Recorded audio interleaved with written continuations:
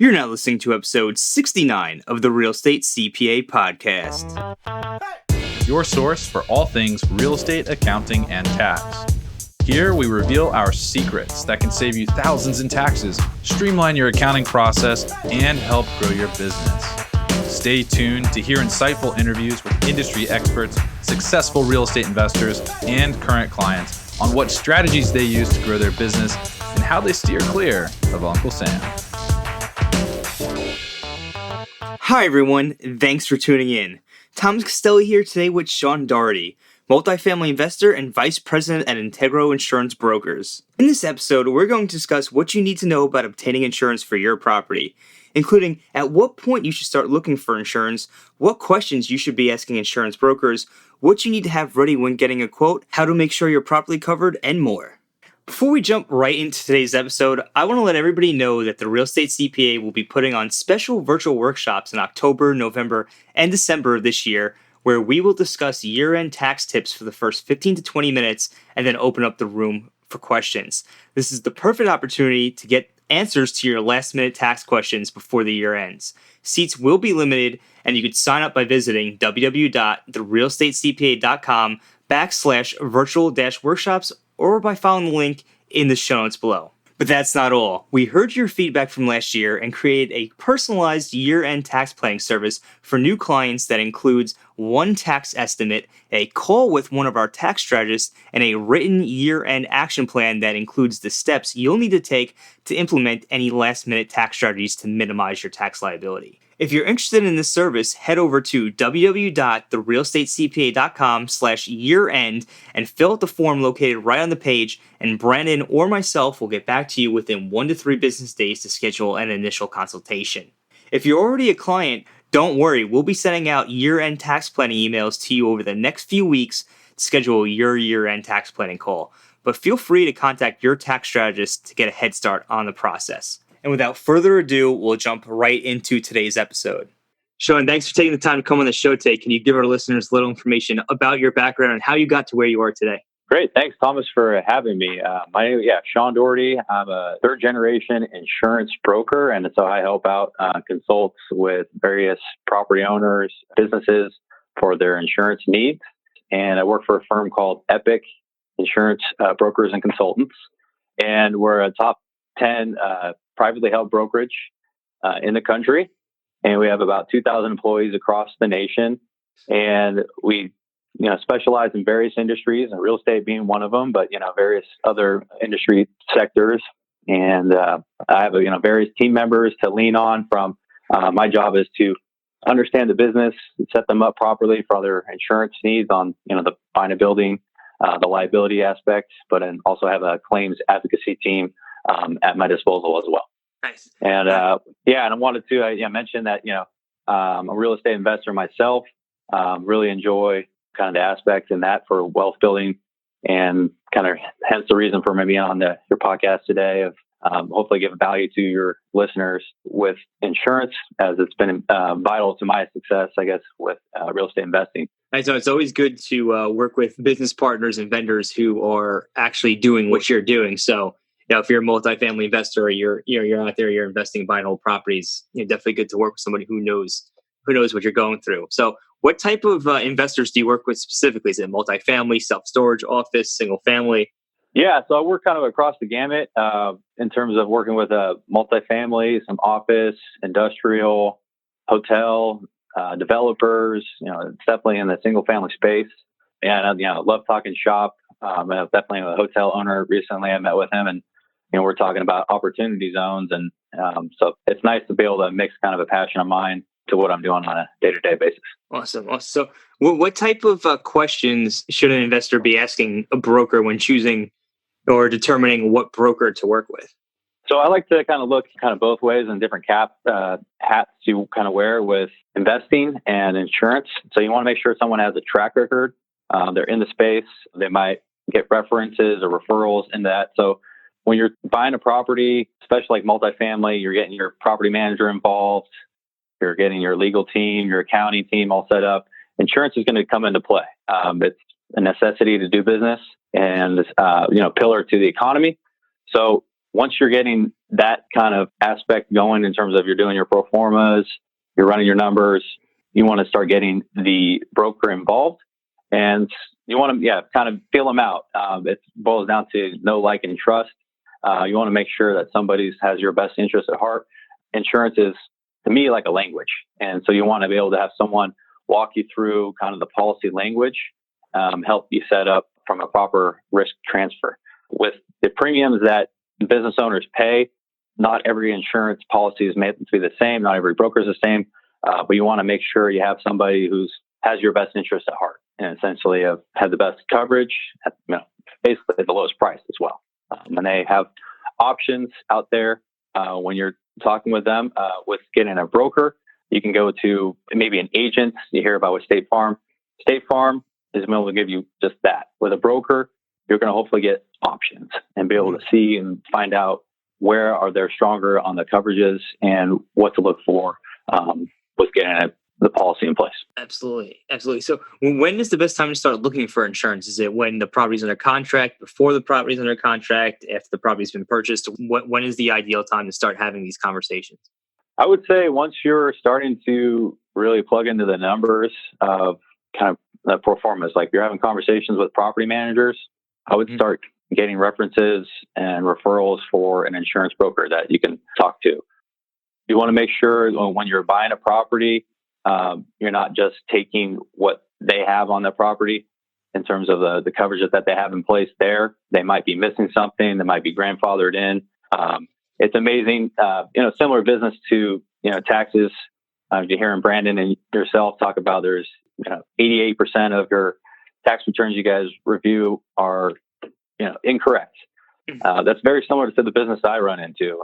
We do reviews of their policies, the language that they have, and the majority of my clients that I have now were deficient before. And so it's important to find somebody right from kind of the get-go, once you're really serious about the properties that you're trying to buy, to get them involved and be like a trusted partner as part of your team. Absolutely. Got to agree there 100%. What type of information does the investor need to bring to you when looking for a quote on a property? Yeah, so it's important to understand like what type of property it is in terms of what it's going to be used for. But there's key underwriting information that insurance underwriters need for pricing it. So it's like the year built, the construction type, and ideally you want to find out what updates have been done to the property. Has it in like the last 20 years? Has the roof been updated? Has the electrical been updated? What type of electrical is it? Aluminum, copper? You want to understand all of that. The heating, plumbing, that all factors into the pricing you get. And if there's ever been any claims on the property, you want to know that as well. So that's where you're hopefully in your due diligence process, loss runs. And that shows the loss history of the actual policies that have been in place. And if they moved around, then you have to get additional loss runs from that particular insurance company. So it's all factored in.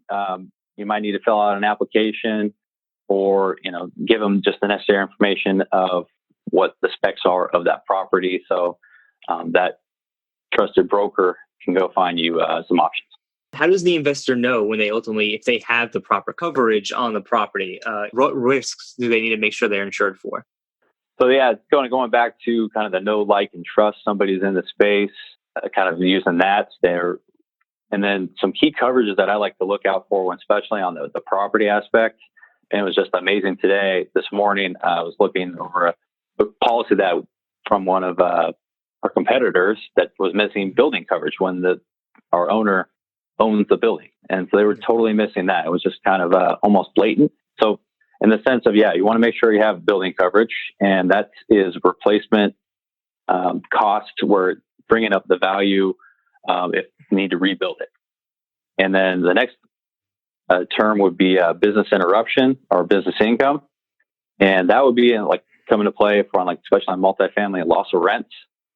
And so if there's a fire in the complex, you're still getting money coming in to satisfy the debts, satisfy the investors, and so forth. There's one key coverage there that you have to get an enhancement on if you get a business owner's policy, and that combines property and general liability. There's a component as it has 12 months of actual loss sustained. And what that means is they'll pay basically loss of rents for a year.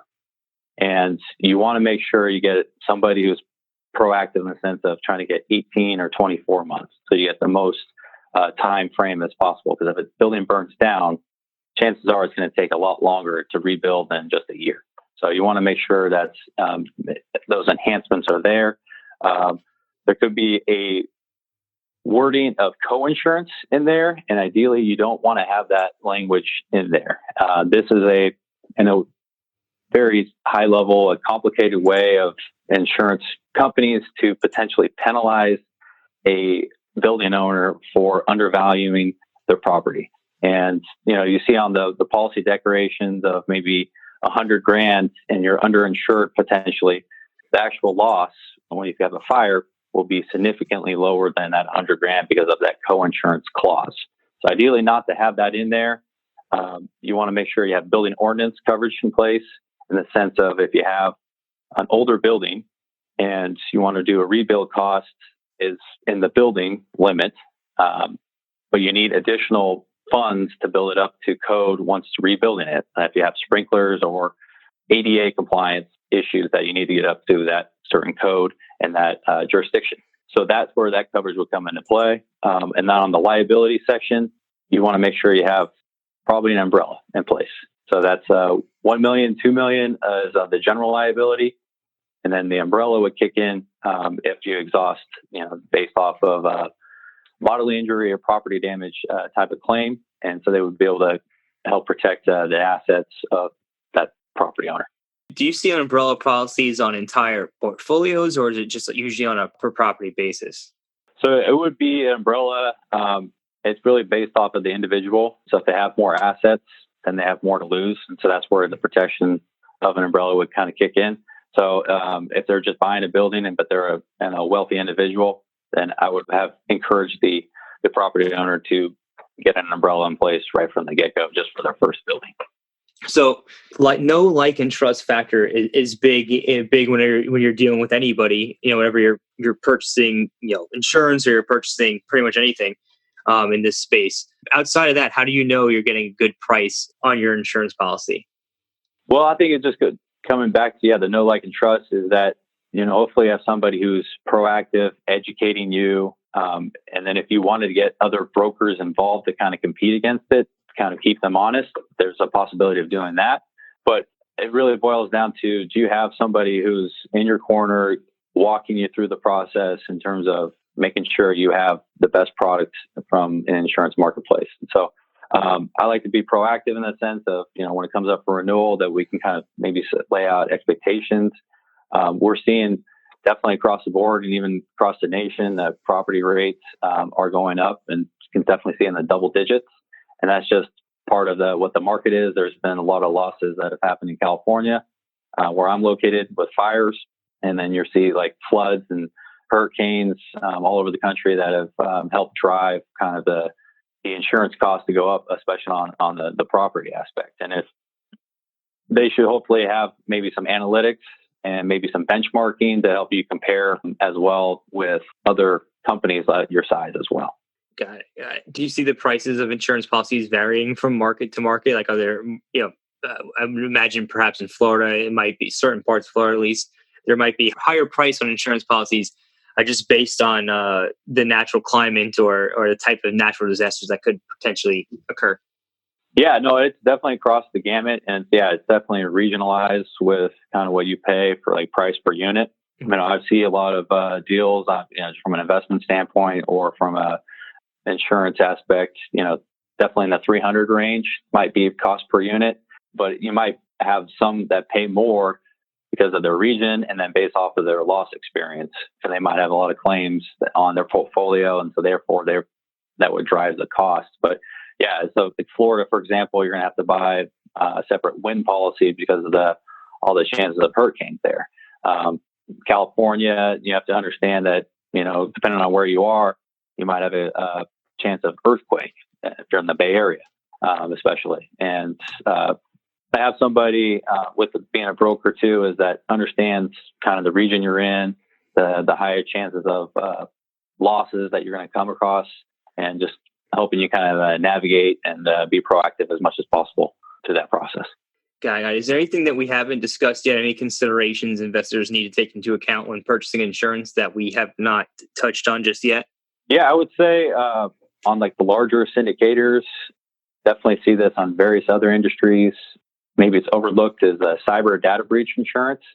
So if you have anybody that is collecting personal identifiable information, which could be bank accounts, social security numbers, and you might have that from your investors, you are vulnerable for any sort of data breach. And rather than self-insuring that, you can pay a minimal cost and have that transferred over to an insurance company to help you pay for any of the forensic to find out how it happens, notification costs, and then identity theft.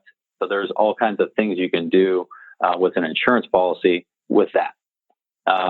Definitely the property is you want to make sure that you have somebody on the insurance aspect that really knows the ins and outs. And you might have to get special wording. So if you're getting larger and larger, you make sure you have a broker that can kind of grow with you in the sense of if you're adding on to your portfolio. Makes sense. Makes sense. Yeah, I know this wasn't something we discussed before, but is there any nightmare stories you have, or any horror stories you'd be able to share for people who maybe made mistakes and should have did something before it happened, but they just failed to do so? Well, definitely, it's just being in the space for a few years now, kind of my job. Definitely seeing a lot more claims come across, and just it's amazing kind of things to happen. Drunk drivers hitting a fire hydrant on a hotel client of mine, and water gets into 10 or so units, and they have a lot of damage into those units. They can't rent it out. So things kind of happen. And colleagues of mine have had one of their building owners have a homeless person start a fire right near the building and got the whole building on fire. Things just happen, and you want to make sure that you can kind of sleep at night in the sense of if something does happen, you can rely on your insurance policy to make you whole. So that's kind of a big component of mine, is just hearing more and more of these kind of horror stories. That it just makes sure that I just try to take a lot of pride in what I do and making sure that we have the proper protection in place. 100%. So, this is an accounting and tax podcast. So we have to get to the accounting and tax questions. And what would be your favorite tax strategy or the best tax advice that you ever received? I think, being a real estate investor and first starting out like single family homes, kind of understanding the tax strategies, understanding between the repair and improvement. We made a lot of repairs on a bathroom that needed to be done. And then understanding, the improvements, you're, depreciating things maybe over 28 years time, but better than I do. But that was kind of a wow moment of how powerful, real estate investing can be. Absolutely. Understanding the difference between a repair and maintenance expense and a capital improvement, and just understanding how to categorize those could easily save you a few $1,000s in taxes just by trying your best to categorize as many of your rehab renovation expenses as possible as repair and maintenance expenses that are immediately deductible. That's the goal. And I know we do have a podcast episode that is dedicated to this topic. And I think Brandon does a great job explaining it in episode 61, The Ultimate Guide to Tax Planning for Landlords and Buy and Hold Investors.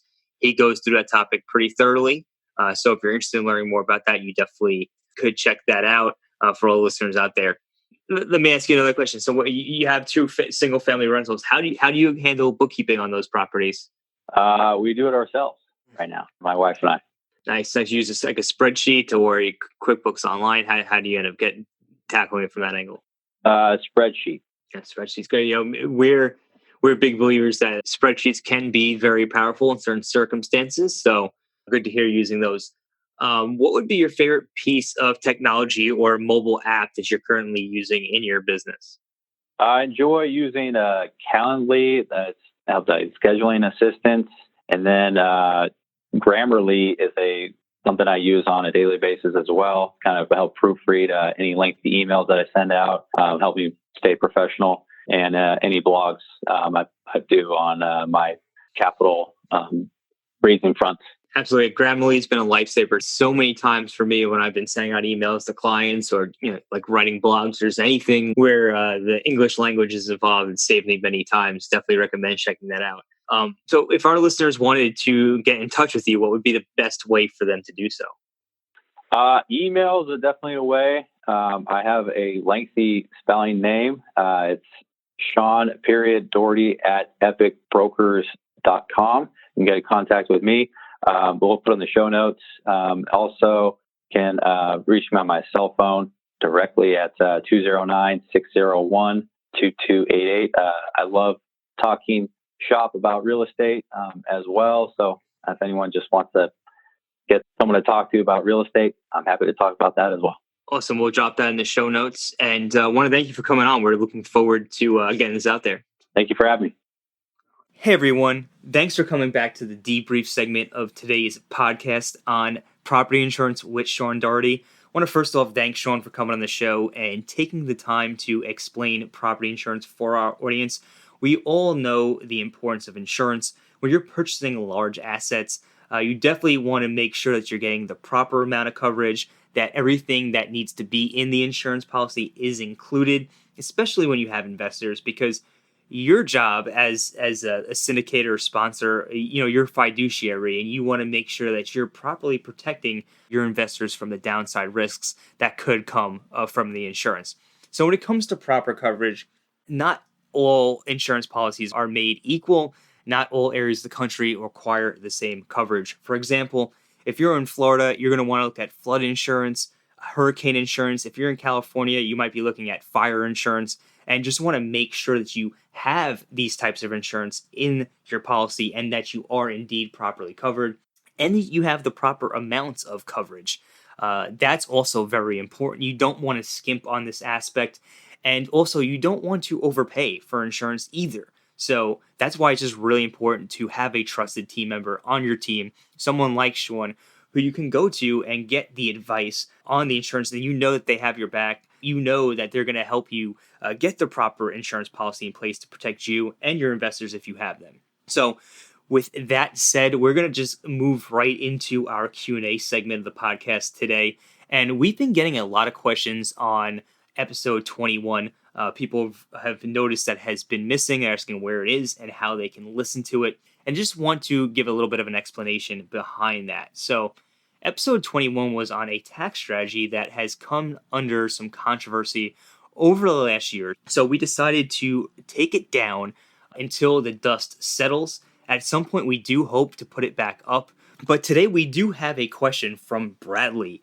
And Bradley says, I'm starting to give financial assistance to my retired parents, which I expect to increase with their age. My W-2 income puts me in the 35% tax bracket. I have a growing portfolio of residential rental properties and want to establish a tax strategy that can more efficiently utilize my parents' low tax bracket. I'm currently paying 35% on my rental proceeds and assisting my parents with after-tax money. My father is capable of many property management type tasks, while my mother is capable of administrative and record-keeping tasks. Would it be better to pay them with specific tasks outright and use a deduction on my properties? Or is there some kind of strategy that could utilize some kind of distributions that would be more efficient? So Bradley, just want to start out by saying, I really feel like this is something you should touch base with a tax advisor on, perhaps your own CPA. If you don't have a CPA who's familiar with real estate, we'd be happy to help you out if that does make sense.